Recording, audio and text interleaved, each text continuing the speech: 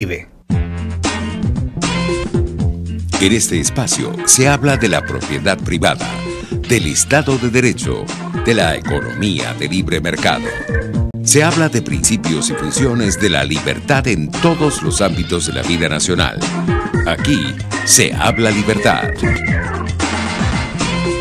RCR presenta Aquí se habla libertad, con Rocío Guijarro y Víctor Maldonado.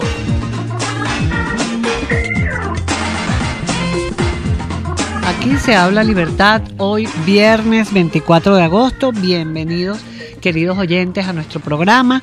Agradecemos estar aquí en la Dirección General de la Estación a Jaime Nestares, en la gerencia de producción a Willy Sarcaya, en la producción Kenger Jaramillo, en los controles César Arteaga y Víctor Maldonado y Rocío Guijarro, siempre con ustedes, atentos a sus intervenciones, aportes, contribuciones, preguntas, lo que ustedes quieran hacer a nuestro programa y a nosotros, por los teléfonos 0212-482-9750, el DILO 3456, que tiene un costo de $1 más básico masiva, y por Periscope y Twitter RCR750, y en nuestro canal de rcr.tv por YouTube, listos para comenzar en lo que pasa con la libertad en el mundo. Bueno, Rocío, buenos días. La verdad es que los venezolanos hace mucho tiempo perdieron el sentido alegre de los fines de semana, pero hoy es viernes y es fin de semana. Sin embargo, el cuerpo ya no lo sabe no tanto. hay sosiego.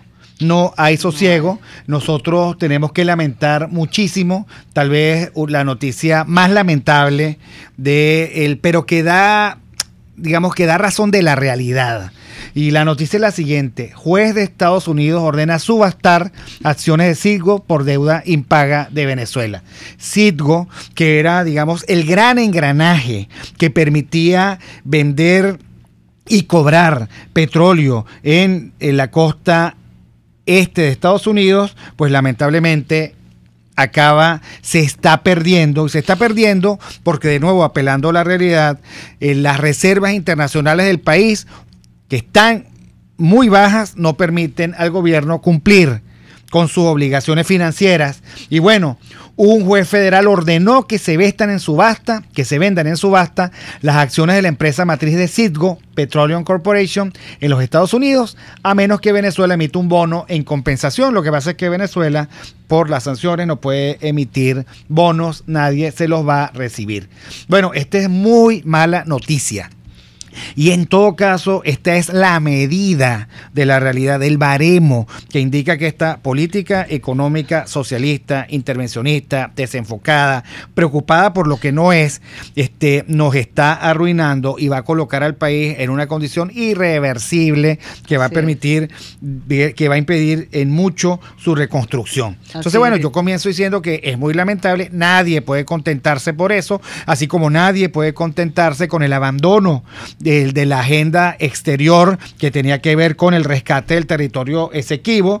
Nadie puede estar contento con la pérdida de soberanía del territorio. En fin, digamos que hay muchísimas razones por las que nosotros debemos mantenernos alertas y seguir exigiendo un cambio radical en esta política económica. Por cierto, otra de las cosas que ocurrió esta semana, Rocío, es que tú estabas tranquila en tu oficina escribiendo sobre la libertad y de repente sentiste que todo se movió. Sí, y tú dijiste, se movió, ¿qué exacto. es eso? Me mareé, incluso te mareaste. Me mareé y empezó todo a moverse y bueno, ese temblor que nos asustó muchísimo a todos. Bueno, y que hay que celebrar que no ocasionó pérdida. Sí, pero mira Dios. lo que nos dice la gente de Soy Arepita, que le mandamos un gran saludo, que los estamos esperando. El terremoto económico superó al terremoto real. O sea, tal cual, Víctor. Las medidas han opacado cualquier otro tipo de catástrofe.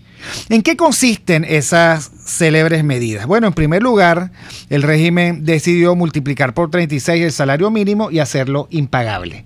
En segundo lugar, el régimen volvió a insistir en una política que yo llamo de policial socialismo, que no es una jerga mía, sino es la de este profesor de Chile que escribió Persona non grata. ¿Cómo es que se llama? El profesor,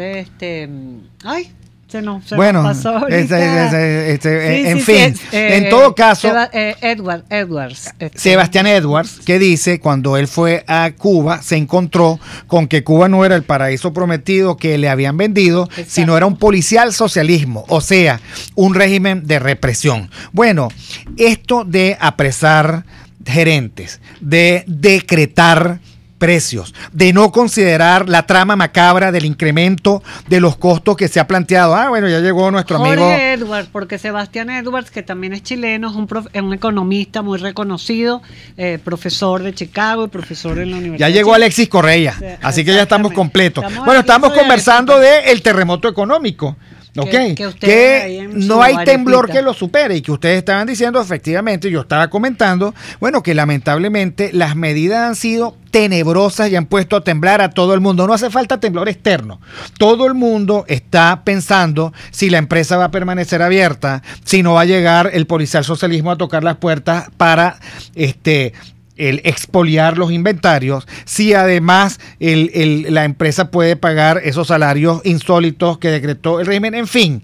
Porque por otra parte, Rocío, hoy amanecieron los caraqueños de a pie con un incremento brutal en el precio del transporte. ¿Qué puedes decir al respecto, mi querido Alexis? Bueno, yo para venir para acá tuve que tomar un taxi, pero fueron 140 soberanos. Casi que me quedo pidiéndole ayuda. Son 15 millones de bolívares, viejo. Me quedo pidiéndole ayuda. ¿El pasaje ahorita? No, un taxi. 140 soberanos. Desde la avenida Panteón, que es relativamente cerca. Bueno, le voy a pedir ayuda a ustedes para el mercado del sábado. No, mentira.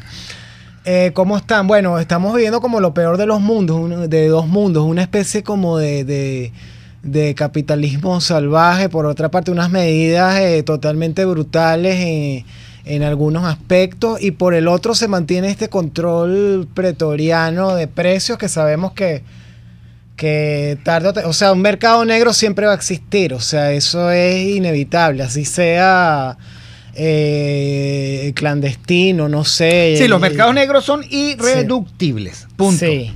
Irreductible es cuando el capitalismo se empieza a portar mal, como la ley seca de Estados Unidos. Nunca se tomó tanto en Estados Unidos como cuando el decreto de ley seca. Claro. Y en los comunismos. Estas medidas que vemos realmente indignantes, ya es una cuestión de presión física, o sea, de llevar a comerciantes por los ganchos, como es la palabra que le gusta usar al presidente, o sea, buscar a comerciantes y literalmente ponerle los grillos como en la época. Siempre la persecución, entonces al sector que además es el que le lleva el producto a la mesa de los ciudadanos, ¿no?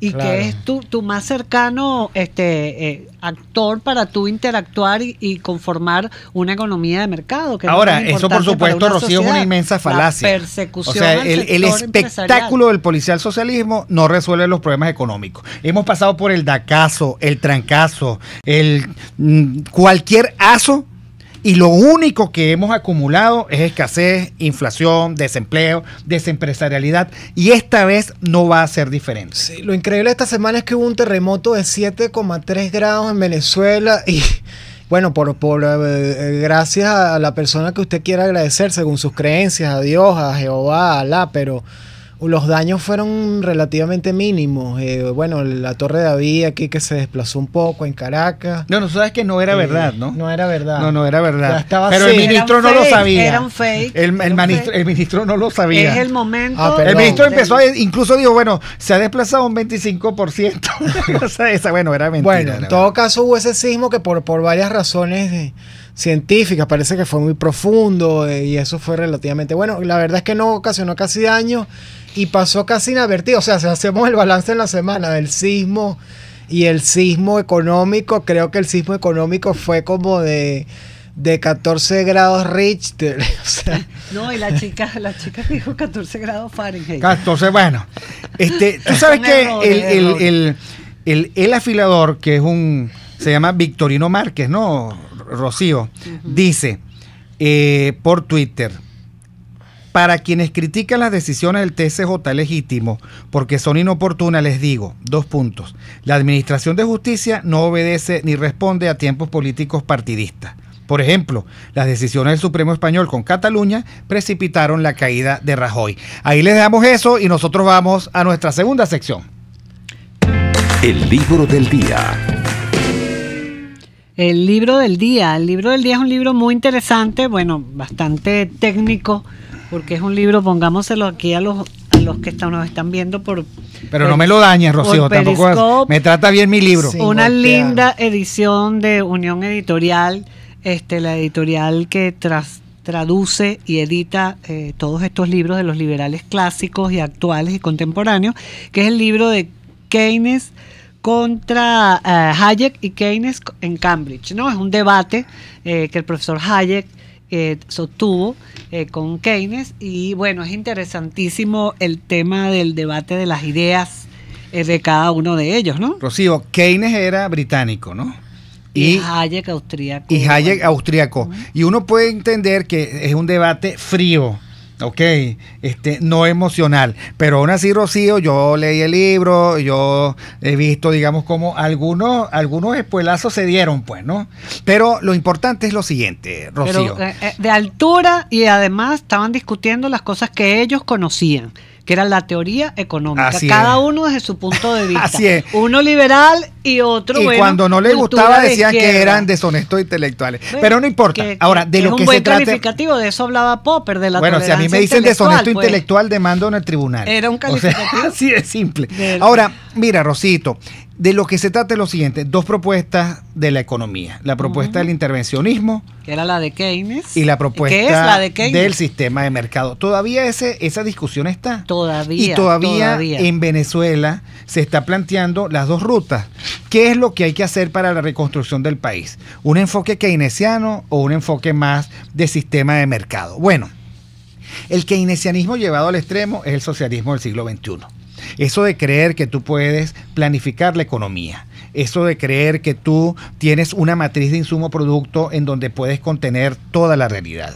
Eso de plantear que el gasto público es la gran locomotora del avance económico. Eso de adjudicarle al planificador, al economista experto, la supremacía intelectual como para dirigir a todo un país, bueno, ha demostrado ya con el cierre del siglo XX y la caída del muro de Berlín que no es tan cierto, que eso tiene sus límites, y ha puesto de relieve que el pensamiento asociado al sistema de mercado es mucho más potente y mucho más estable. Así es. Incluso hay un rap que hicieron en el Instituto Mises, donde está el debate entre Keynes y Hayek. Por supuesto, Hayek siempre llevaba la mayor parte de la razón en su polémica. No era solo contra Keynes, sino contra otros planificadores que en esa época eran intelectuales, profesores de Cambridge, de Desconfía Stanford. de aquel que te diga yo tengo un plan. Así. Ok, ahora mira lo que dice George Aikoff en su Twitter, Jorge Aikoff, hace 7 minutos. En la Alemania comunista de 1972, 27 años después de caer en manos de la Unión Soviética, quedaban aún 11.000 empresas privadas. Las mataron a todas en un año, al asumir Honecker en el partido. Dice él, a Venezuela le ha llegado sus 72. Abre un paréntesis, Honecker murió en el exilio en Chile en 1994. Y esto tiene que ver, Rocío, con esta discusión. Exactamente. Porque es que la planificación central de la economía provoca este estado de conmoción telúrico del cual hablábamos antes con Soy Arepita, y de pobreza real y potencial, porque yo creo que si hay algún pensamiento común esta semana, Rocío, en todos los venezolanos, es que estas decisiones me han colocado en peor situación que en la que yo estaba el viernes a las 6 de la tarde, así es, hace una semana. Bueno, y ha obligado a toda la gente a ver cómo va a planificar, qué es lo que va a hacer, a los empresarios cómo van a manejar lo de los recursos para ese aumento tan alto que hizo el gobierno. El tema de la reconversión es un rollo cada vez que vas a pagar algo, la pobre cajera. Hoy me dieron vuelto de más, menos mal que yo estaba cerca y la chica me dijo, mire, creo que le di de más, claro, porque los billetes de antes de 100.000 son ahora de 1. Y entonces ella me tenía que dar 3.000 y me dio 9.000. Claro, y esa confusión además tanto de la persona como mía, porque también uno, oye, ¿cómo es que es una confusión permanente aunque el individuo de verdad resuelve rápidamente ese tipo de cosas? Yo soy virgen, ¿no? Yo no he tocado los billetes nuevos. Somos dos. Ahora, no, está si vas al clarito, cajero, Rocío, ya que te puede dar algo. los socialismos son extremadamente crueles. Crueles porque en su experticia de colocarnos a todos nosotros en una angustia sobre lo más elemental. Efectivamente, no solo que tú tienes que cambiar tu lógica de división y multiplicación, sino que además tienes que cuidar lo que ellos hicieron mal desde el punto de vista de la estética de sus propios billetes. Bueno, nada, yo creo que nosotros estamos haciendo de nuevo parte de la infamante historia de los fracasos de los comunismos. Esto es comunismo. La estética de la persecución al comerciante, ya lo dice George Eikhoff, es comunismo. La forma de confundir el apresar a un gerente con la salud económica es comunismo. Y como decía nuestro amigo el de Soy Arepita, también está absolutamente claro que los mercados negros, que nunca son buenos, ¿ok? Pero que son la salida a los espacios muy escasos de racionalidad, también forman parte de los regímenes totalitarios, de las prohibiciones, de los controles y del intento fatuo de planificar. Vamos al corte y volvemos en un rato. Aquí se debaten temas de interés nacional e internacional. Aquí se habla libertad. Con Rocío Guijarro y Víctor Maldonado. Solo por rcr.tv, la radio que se ve. Son las 11:18. Sintonícenos a través de Periscope, @RCR750, la radio que se ve. Montaña, playa, piscina, esponjosa, blanca, amarilla, azul. Es difícil escoger dónde ir, pero no lo es decidir qué toalla llevarte. Con Ama de Casa no solo hay variedad de colores, sino que además hay todo un mundo de texturas que sirven para cada uso y para cada gusto. Ligeras y pequeñas para el bolso de gimnasio o enormes y gruesas para que tu espacio en la playa no sea invadido por nadie más. Estas vacaciones, ponte en modo vacaacción. Con Ama de Casa, toca, siente, vive. Si buscas cauchos especiales y específicos para tu rústico, te recomiendo Cauchera Fran Luis, donde los consigues como tú quieres, al mejor precio y con las mejores promociones. Bajando por la avenida Baral, al final, al lado del banco, teléfono 0212-481-1752. Correo caucherafranluis72@gmail.com. Cauchera Fran Luis, tu mejor opción. Ideas para alcanzar un país con libertad económica, democracia política y seguridad jurídica. Aquí se habla libertad. Con Rocío Guijarro y Víctor Maldonado. Solo por rcr.tv, la radio que se ve. Ventanilla hacia América Latina.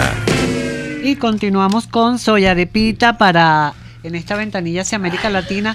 Por cierto, Alexis, ha estado muy fotografiado en los medios internacionales todo el tema de la diáspora, ¿no? El ABC sacó en la portada esta última semana, oye, una foto bastante dolorosa, pues, porque es dolorosa, y todo lo que están haciendo los países para tratar de frenar o de ayudar o de ver cómo se resuelve el problema de este éxodo masivo en todos los países, ¿no? Sí, bueno, este fin de semana es como día D para muchos venezolanos. El domingo tengo entendido que se comienza a exigir pasaporte en Perú. Hay urgencia de muchos venezolanos por llegar antes, que están en Ecuador, en Colombia. Ahorita mismo pasé, en mi camino hacia acá pasé por sitios donde hay buses que hacen esas rutas y hay aglomeraciones, hay nerviosismo, que siempre es algo que te pega en el alma, ¿no? Ver. Sí, muy duro. Y bueno, vamos en la arepita de hoy, que se las podemos reenviar a los que nos escriban, que no estén suscritos, ya le vamos a hablar de arepita. Hoy tenemos un dossier bien completo de lecturas para el fin de semana de esta situación.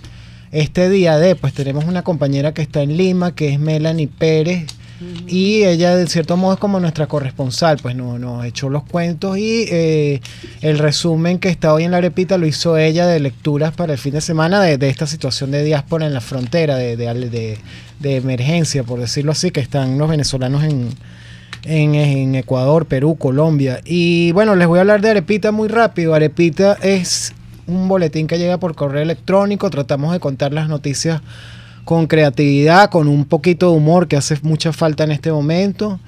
Y llegamos por correo electrónico. Por cierto, Dariela Sosa, nuestra directora, está en la diáspora en Buenos Aires. Ayer hizo una exposición sobre por qué el correo electrónico no va a morir a pesar de es duro de matar, a pesar de cosas como el WhatsApp, de innovación. Sería bien interesante que Dariela nos contara un poco de eso más adelante. Ese video, sí, ese video lo vamos a descargar un poquito más tarde y lo vamos a poner en las redes para que lo vean completo, la ponencia. Y nos pueden seguir por @soyarepita y para suscripción gratuita soyarepita.com. Les quería hablar también... Bueno, es la única arepa gratis que queda, ¿no? Oye, de pura cepa, el desayuno de comerse una arepa, ¿no? En nuestras redes nos pusimos a recordar los billetes como emblemáticos de... Hay uno de 20, pero este es recién. Este es recién. Rocío, saca las lochas. No, pero Rocío conoció las lochas, que no era un billete, pero que era una moneda. Claro, yo me acuerdo del programa. Un Toronto costaba una locha. El último Toronto que vi cuesta 1.900.000 bolívares. Por ahí uno mide la inflación. Pero soberanos son, ¿cuánto? 19 bolívares soberanos, ¿no? Sí, yo no sé si los lectores, los radioescuchas de RCR recuerdan la orquídea. La orquídea según nuestro... 500. Sí, fue el billete de 500. Pero en la época del 430. De los viejos. Según la cuenta que sacamos, creo que fue el billete venezolano que llegó a tener más valor en el momento en que salió, en el 81. Bueno, si tú tenías una orquídea, Alexis, tú tenías en tus manos $116.27. Así es. Un billete de 500 antes del 83, de 1983. Tú tenías un billete de 500 y era normal. Además, una orquídea, 2 orquídeas, 3 orquídeas en el bolsillo. Y era un billete, o sea, estéticamente era hermoso. O sea, un billete con la flor nacional, tenía 3 flores nacionales en su reverso. Y por cierto, fue el tweet más visto de nuestra semana en Arepita, fue el tweet donde estaba la imagen del billete de la orquídea. Recordamos también los tinoquitos, que fueron unos billetes de contingencia. Eso fue cuando Carlos Andrés, que el níquel en un momento dado se devaluó el bolívar y el níquel pasó a valer más que el valor nominal de la moneda bolívar. Entonces empezó a haber contrabando de extracción. Yo recuerdo cuando era niño o adolescente, no, niño, vi poncheras, la gente sacaba los bolívares en poncheras de las casas, no sé si ustedes recuerdan, claro. Para hacer contrabando. Y las de níquel sí se las robaban. Porque es así, la gente siempre va a buscar ganancia de manera natural, o sea, eso no es por cuestión de ser perverso, de ser mal venezolano, sino que es humano, o sea, donde tú veas una oportunidad de tener una ganancia, la vas a buscar, pues eso no es una cuestión de... Además costaba más el metal que la moneda. Sí, entonces el gobierno de Carlos Andrés Pérez, a través del presidente del Banco Central, que era Pedro Tinoco, una figura polémica, sacaron unos tinoquitos que eran billetes de 1 y 2 bolívares. Y chiquiticos, y un papel casi que desechable, que era como la contingencia, pues, y bueno, fue bastante emblemático.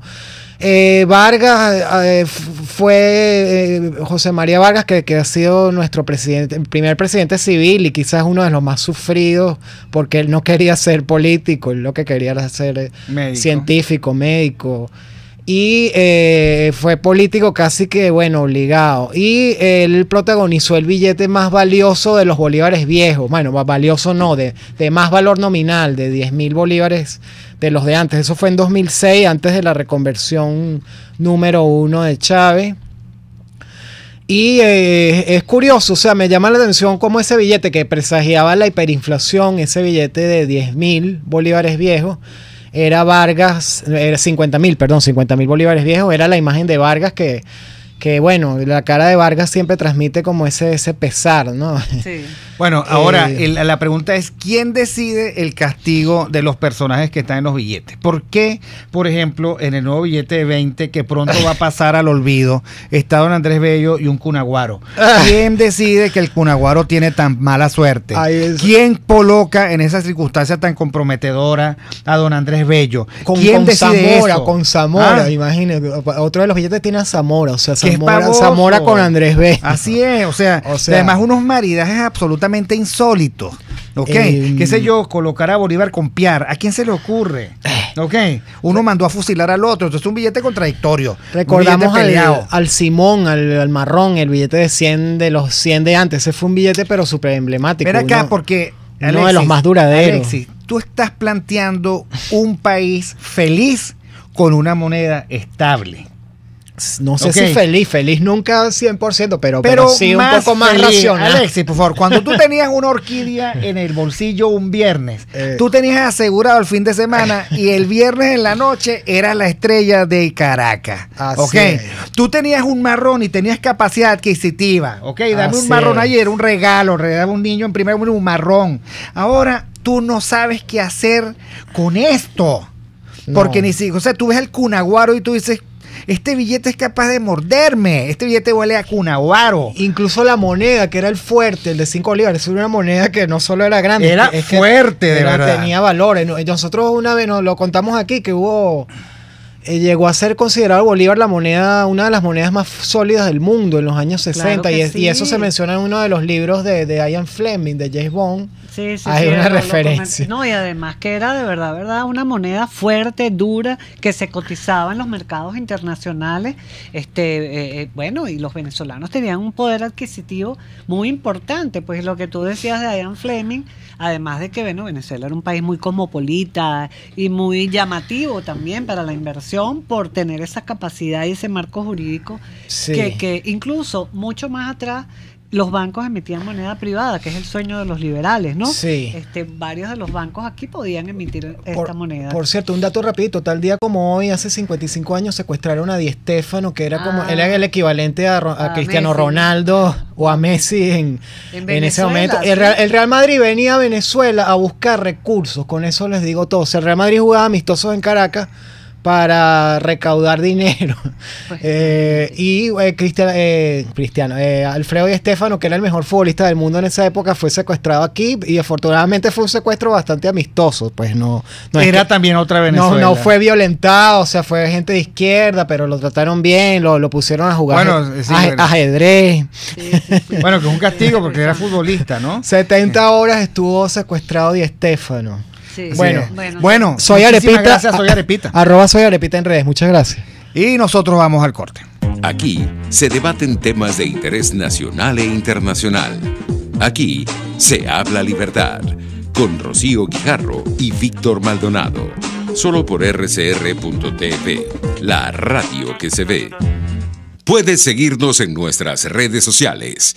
En Twitter, @RCR750, la radio que se ve. Informe RCR presenta titulares. Un juez estadounidense ordenó la subasta de Citgo, filial de Petróleos de Venezuela en Estados Unidos. La Organización Internacional para las Migraciones advierte que la migración de venezolanos puede convertirse en un problema grave. Jorge Roy, expresidente de Fede Cámaras, aseguró que el gobierno está violando el Estado de Derecho de los gerentes de automercados que han sido detenidos en las últimas horas en varios estados del país por presuntamente estar especulando con los precios de los productos. Es un fenómeno que la hiperinflación es absolutamente relativo. ¿Tú a qué precios puedes vender mañana? La gente cree que es que cuando tú vendes un kilo de arroz tú estás especulando porque pones el precio porque el arroz te cuesta tanto. Bueno, ¿y qué te pasó con los empaques? ¿Y qué te pasó con los tractores? ¿Qué te pasó con los repuestos del tractor que sembró eso? Y con las semillas del arroz. Entonces tú ves solamente la cadena final, pero no estás viendo el proceso hiperinflacionario que hay detrás de un productor que al final cuando te coloca el precio en tu mesa tiene una cadena de gastos que todos le están aumentando hasta él. Entonces, tú no puedes regular solo el precio final de la cadena. Eso es absolutamente ridículo y ha fracasado a lo largo de la historia y volverá a fracasar en Venezuela. Podrán meter preso a 200 empresarios, a 500, podrán hacer lo que quieran. Lo que va a empezar es a desaparecer los productos de los anaqueles, a no encontrarse los productos como... Esto es una receta vieja que ya ha existido a lo largo de la historia y mucho más en la historia venezolana, donde ya este es un guión que ya deberíamos haber aprendido y lamentablemente no hemos aprendido. Transportistas afirman que el nuevo costo del pasaje de un bolívar soberano es temporal. En internacionales, Italia exige una respuesta a la Unión Europea sobre el problema de la migración. Y en los deportes, en el fútbol profesional estadounidense, el venezolano Joseph Martínez busca esta noche marcar un nuevo récord de goles anotados en una temporada. 11:32. Continúen con Aquí se habla libertad.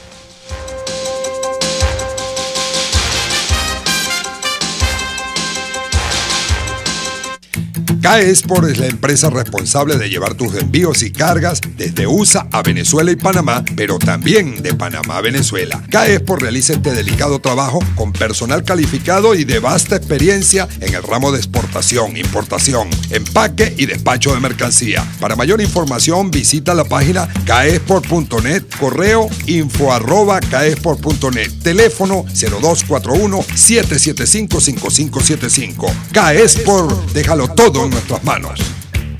Cuando pienso en frescura, pienso en Central Madeirense. Y sé que solo allí encontraré lo mejor en productos de primera calidad, donde las frutas y vegetales son traídos directamente del campo, con olor a tierra fértil, a tierra venezolana. En Central Madeirense son más frescas. RCR 750 AM, porque lo bueno une. Usted está escuchando Aquí se habla libertad con Rocío Guijarro y Víctor Maldonado. Síganos en Twitter y Periscope @RCR750, la radio que se ve. Debatamos sobre la libertad. Bueno, y continuamos aquí en nuestro programa Aquí se habla libertad y vamos a tener en Debatamos sobre la libertad al doctor Yair Freitas, Víctor, que es abogado de Freitas, es cierto, Yair de Freitas, abogado laboralista, profesor de la Universidad Católica, industriólogo, porque todas estas medidas anunciadas pues van a traer el colapso laboral, pues también para sumar más al colapso que ya vivimos los ciudadanos. Y bueno, esto está afectando a las pequeñas, a las medianas, a las chiquitas y bueno, y a las organizaciones, a todas, de la sociedad civil, etcétera, porque no sabemos cómo afrontar este tema del aumento del salario, los impuestos que también ahora están en esas medidas y todo lo que trae esta planificación centralizada, ¿no? Tenemos ya al profesor en línea. Sí, ya lo tenemos. Bienvenido, Yair. Hola, muy buenos días. Muchos saludos para ustedes y muchos saludos también para su audiencia. Ok, ¿cuál es tu valoración fundamental? Porque esto requiere una valoración de carácter casi que sociológica en este sentido. El cómo una empresa desvalida, maltratada por la caída del producto puede asumir esto que está planteado en este momento. Sí, yo pienso que el primer punto quizá está en que el estado de las empresas en este momento es de angustia, de preocupación. La valoración no es positiva, porque si bien es cierto, todos reconocemos que los trabajadores no tienen ningún tipo de poder adquisitivo para la compra, también estamos clarísimos que las empresas están profundamente golpeadas y que vienen desde hace mucho tiempo luchando para que con las distintas restricciones que hay en materia de regulaciones económicas puedan continuar llevando a cabo su actividad. Entonces, lo que hemos venido evidenciando en los últimos años es una mayor presión y control por parte de la actividad económica del Estado y luego en forma simultánea, pues la imposibilidad del patrono para generar una mayor productividad que acompañe un tipo de medidas en las que hay un ajuste agresivo del salario. Estamos hablando que fundamentalmente es un 6.000% de modificación del salario mínimo y que esto tiene un impacto de los pasivos laborales que es más que exponencial en un esquema de retroactividad de prestaciones sociales y además del acompañamiento de los demás beneficios que están establecidos en la ley. Entonces el punto clave o el punto de partida es, desde el punto de vista empresarial, esto es una situación insostenible, las empresas están evaluando la viabilidad para tomar decisiones respecto de si van a poder o no reducir nómina, cómo hacen para lidiar con este cálculo retroactivo que ahora se vuelve prácticamente automático a casi todas las relaciones laborales y también ver si es posible llevar a cabo algún tipo de actividad productiva en la que el Estado está no solamente advirtiendo, sino ya además incluso ejecutando arresto de personas, porque obvio la realidad tras un anuncio de esta magnitud es que esto o se traslada a los precios o se reduce la nómina, pero de algún lado tiene que salir el dinero porque la empresa privada, a diferencia de la empresa pública, no tiene la posibilidad de imprimir billetes para hacer el pago de esos compromisos que el Estado le obliga y que lo hace además sin considerar a los actores, es decir, sin considerar qué opinan los actores empresariales, qué opinan los actores representantes de las distintas organizaciones sindicales en Venezuela y que en definitiva pues también son representantes de los trabajadores. Exactamente, y bueno, es que ningún aumento de salario va a ayudar, además de esa forma, a que la gente sienta que de verdad su poder adquisitivo ha aumentado, y menos en un ambiente hiperinflacionario. Más bien todo esto pone en riesgo pues los puestos de trabajo, y ahora no solamente el sector empresarial, que es el ataque que tiene el régimen, sino pues creemos que los funcionarios públicos también está en juego, porque el gobierno creo que se le acabó, por más dinero que emita, la posibilidad también de mantener ese gasto público tan alto, ¿no? Lo que pasa, Rocío, es que los comunismos terminan haciendo como pagan y los burócratas haciendo como si trabajan. Y además el gobierno paga mal, paga tarde. Es maula con sus trabajadores, mientras que el sector privado paga bien y tiene una responsabilidad con sus trabajadores, a los que conocen y con los que producen o tratan de producir, que es absolutamente diferente. Ahora, Yair, está absolutamente claro que la miseria que vive el pueblo venezolano no tiene que ver con que alguien no quiera pagarles el salario que deberían tener, sino porque las políticas económicas que se plantean en este país han derrumbado la productividad, y sin productividad no hay forma de construir prosperidad que se expresa en tu capacidad adquisitiva. Es así, y fíjate, vamos a poner un ejemplo que quizá es algo palpable, literalmente, por el venezolano de a pie, que con la corrida del nuevo monetario tiene que estar entendiendo algunas cosas, ¿no? Yo voy a poner una primera premisa. Este es un país cuya obtención de divisas depende en más de un 90% del ingreso petrolero. Hay que decir que ese ingreso petrolero está viviendo una caída significativa, no porque el precio del barril de petróleo esté disminuyendo, sino porque la producción petrolera de Venezuela está disminuyendo y está por debajo de 1.400.000 barriles, según el informe de la OPEP más reciente. Entonces, digamos, el ingreso de divisas es muy, muy precario, y al lado de esto estamos en esta corrida del nuevo cono monetario viendo cosas como la siguiente, y pongo un experimento muy básico, que cada una de las personas que ya ha tenido acceso a el nuevo billete que está circulando en Venezuela revise cuál es la letra del serial que tiene ese billete, ¿sí? Yo tengo la particularidad de que me tocó con el de 2 bolívares, que es el de menor denominación del actual cono monetario, distintas letras, la letra A, la letra C y una letra J, acompañada de 8 cifras. Es decir, que estamos hablando de 100 millones de billetes por cada letra. Si ya yo estoy en la letra J, que es la 10ª letra, estamos hablando de más de 1.000 millones de billetes, con una denominación de 2 bolívares soberanos, es decir, de 200.000 bolívares fuertes. En el cono monetario anterior, la letra más alta del billete de 100.000 bolívares, que era el de mayor denominación, era la letra C.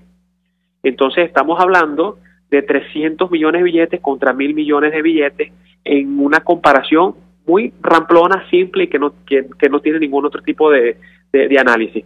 Haga algo parecido con el billete de 10, de 5, de 20, 50, de 100. El billete de 100, por ejemplo, empezó a circular con la letra B. ¿Cuánto dinero se le está inyectando a la economía a partir de la reconversión monetaria? Esa es la pregunta. ¿En qué está respaldado la emisión de ese dinero si la producción petrolera, que es la principal fuente de ingresos en Venezuela, está disminuyendo drásticamente? Entonces le estamos metiendo una presión de liquidez monetaria a un sistema económico que se va a traducir en un esquema de inflación montada sobre hiperinflación. Entonces, en ese esquema perverso, las pocas personas que ofrecen productos o servicios, obviamente por ley de oferta y demanda, van a ir ajustando sus precios para tratar de alguna forma lograr ese equilibrio económico. Pero el equilibrio económico tiene un punto de destino muy distinto al que se pretende reflejar con el anclaje al petro. Entonces, para el ciudadano común, la cosa es que usted tiene más dinero en su bolsillo, pero ese dinero le va a permitir comprar menos bienes. Y eso no es culpa del patrono, como dicen ustedes, como señala Rocío, como señalas tú también, Víctor. No tiene absolutamente nada que ver con el patrono, porque el patrono está en una circunstancia igual o peor, porque paga mucho más dinero por hacerse unos insumos, por tener una mayor ineficiencia en su proceso productivo, el que sea que lleve a cabo, y que en definitiva les va a hacer un producto que va a salir al mercado en una menor cantidad, con un menor ingreso, y del que posiblemente al momento de la venta se le haga difícil llevar a cabo un sistema de reposición y mantener cierta continuidad en su flujo productivo. Entonces, en ese escenario, el señor no tiene dinero para mejorar la condición económica del trabajador, que está deprimida por un mal manejo de la política fiscal, está muy deprimida por el mal manejo de la política macroeconómica, y obviamente completamente desasistida por una política laboral en la que se trata de desplazar la responsabilidad de las consecuencias del populismo de izquierda que estamos viendo en Venezuela, y en la que además tenemos que tomar en cuenta otro factor. Si ustedes vieron el caso de la pizza de Rodríguez, que dijo hace 2 días una explicación bastante extraña, que tiene errores desde el precio del producto hasta la supuesta cantidad de riqueza que le está tratando de decir que se genera un señor que tiene una pizzería al mes a costilla de los trabajadores, en unas premisas que no tienen ningún tipo de coherencia, pero que te tratan de hacer visualizar que supuestamente hay una persona que se hace millonaria a costilla del trabajo de una persona. Para no entrar en los detalles de las 800 horas, ni cuál es el costo verdadero de una pizza en Estados Unidos, ni nada de otras cosas, pero lo que quiero decir es, el mensaje del gobierno es que usted está mal porque su patrono lo explota, y esa no es la realidad. Usted está mal porque el patrono también está mal, y todos están mal porque no hay políticas macroeconómicas coherentes, no hay políticas fiscales, no hay ningún tipo de rigor en el control de ese flujo de liquidez de la economía venezolana, y por supuesto no hay producción de bienes y servicios. Esa es la razón por la que todos estamos mal y continuaremos estando igual o en una forma aún peor si no se hacen los correctivos. La ficción de anclar al petro los precios con la intención de que sigan un rumbo distinto a la inflación o a la devaluación crítica que estamos viviendo, el único objetivo que tiene es que en los próximos días exista una ficción de que no hay tanta inflación y que la persona tiene cierto poder de compra. Y la presión para todos los comercios que están teniendo que por fuerza actualizar su estructura de costos, porque de alguna parte tiene que salir el dinero para poder cubrir esos anuncios, entonces es para tratar de hacer ver que hay un retorno de ese poder adquisitivo que no está. Entonces, lo importante es que la persona, el ciudadano común entienda, y ya lo entiende, porque los trabajadores están muy preocupados también porque no saben cuál va a ser la continuidad o no que van a tener, y menos aún pensar que si pierden el trabajo van a lograr conseguir empleo en otro lugar, por precisamente las consecuencias de este tipo de anuncios, pero la gente está muy clara en que la responsabilidad de esto no es del empresariado venezolano, no es de los comerciantes en Venezuela, no es de los valientes que todavía hacen vida en el país, invierten y creen en esto a pesar del contexto, sino que en definitiva la gente está muy clara en que hay un desbarajuste y que ese desbarajuste tiene que ver con que el rumbo de estas políticas ha sido completamente inexistente o incoherente. Ahora, Yair, una pregunta. Entre el plan perfecto que supuestamente presentaron el viernes, ¿se les olvidó fijar el precio del ticket de alimentación o decidir si el ticket sigue o no sigue? ¿Sabes algo de eso? No, lo único que puedo decir es que creo que hay una nota de prensa de esta mañana que dice que el CENIANDA autorizó el ajuste de la unidad tributaria de 850 bolívares a 1.200. Desconozco si esto está ya no incluso en la Gaceta Oficial, y en caso tal, no hay ninguna norma expresa que hasta la fecha en Gaceta Oficial haya derogado el beneficio de alimentación. Habría que esperar a ver a que se publique el decreto del salario mínimo en la Gaceta, poder hacer los análisis de rigor y ver si hay una derogatoria expresa, porque si no tendríamos concomitante a este salario mínimo fijado el mantenimiento del beneficio de alimentación que está en la ley de estatística socialista, ¿no? Y recordemos que el Poder Legislativo es quien tiene a cargo la derogatoria de las leyes, ¿no? Las leyes se derogan por otras, en todo caso ese proceso de creación viene por parte del Poder Legislativo. Y si la propuesta va a ser hecha a través de la Asamblea Nacional Constituyente, que se supone está por encima de los poderes constituidos, pues eso no ha sido publicado en Gaceta Oficial tampoco, ¿no? Habría que esperar de todas maneras a ver eso. Ahora, lo que yo sí creo es que la intención del plan perfecto pareciera tener otro rumbo, ¿no? Y quizás es lo que un poco la gente ha pasado por debajo de la mesa. O sea, ¿cuál es la verdadera aspiración que hay cuando yo le inyecto tanta liquidez a la economía, cuando yo hago que, desde el punto de vista financiero y económico, sea prácticamente inviable para una empresa continuar? Pongo un caso. Piense usted en un colegio, que usted tiene que fijar el salario de los maestros de ese colegio. Que usted tiene una sociedad de padres y representantes que se supone se reúnen y que tienen que preaprobar cuál va a ser el monto de la matrícula de las mensualidades, y que además esto lleva un visto bueno por parte del ministerio competente en el ramo. ¿Qué probabilidades tiene un colegio de garantizar cierta viabilidad cuando el monto de las mensualidades no les va a permitir ni siquiera cubrir el pasivo de la nómina de esos maestros? Eso es uno de los temas que, para pensar en unas circunstancias donde ni siquiera, digamos, el lucro es lo relevante, están comprometidos ese tipo de actividades. ¿Qué va a pasar entonces? Si uno lee con acuciosidad la Ley Orgánica del Trabajo, hay un artículo que ya prevé las consecuencias de esto. Y el artículo fundamentalmente lo que señala es que hay una intervención y una ocupación. Y entonces, en estos procesos de ocupación e intervención, pareciera que lo importante es garantizar la continuidad del proceso productivo y proteger la fuente de trabajo existente. Entonces, para mí el plan tiene alguna arista adicional que nosotros no la hemos podido identificar con plenitud. Yo escribí ayer sobre eso en La Patilla porque me angustia muchísimo el que el punto final termine siendo una suerte de toma masiva de las empresas privadas cuando después de los 90 días sea inviable asumir el costo del salario mínimo, sea inviable asumir los pasivos que genera ese salario mínimo. Entonces, para mí, ahí hay un punto de alerta muy importante que no lo estamos viendo. Es decir, no es que el gobierno es bueno porque me está pagando los primeros 90 días, es que el efecto retroactivo de esto, el efecto de esto en los cálculos de cuánto vale un aprendiz y se pasa a costar ahora 82 millones de bolívares. ¿Cuánto es el beneficio de guardería? Bueno, puede llegar a ser hasta 72 millones de bolívares. Y entonces usted multiplica esto por la nómina que usted tiene en su empresa, el bono vacacional, utilidades, cálculo retroactivo de prestaciones, etcétera. Caramba, o sea, usted termina teniendo una especie de confiscación laboral de su propia empresa derivado de estos anuncios. Y ante esa inviabilidad, una toma por parte del Estado a tenor de lo que dice el artículo 149 de la Ley Orgánica del Trabajo. Y esto podría ocurrir en masa una vez que transcurran los 90 días que están previstos, con una circunstancia particular. El gobierno tiene en sus manos las nóminas de todos los trabajadores de las empresas privadas porque se tuvieron que registrar previamente en el ente oficial, en este caso del PIUNA, que es donde habilitaron el portal. Ahora, vamos un momentico al corte, Yair, realmente impactante todo eso que está diciendo y ya volvemos. Aquí se debaten temas de interés nacional e internacional. Aquí se habla libertad, con Rocío Guijarro y Víctor Maldonado. Solo por rcr.tv, la radio que se ve. Puedes seguir nuestra programación a través de rcr.tv, la radio que se ve. En estos días que quieres aprovechar el sol y darte un chapuzón, hazlo y sécate con las toallas de ama de casa y disfruta de tus vacaciones. Tenemos toda una gama de toallas para que toda la familia y tú gocen estando en la playa o la piscina. Toda una variedad de colores y texturas esperan por ti. Escoge tus toallas a través de nuestra tienda online amadecasa.com o visita nuestras tiendas autorizadas. Ama de Casa, toca, siente, vive.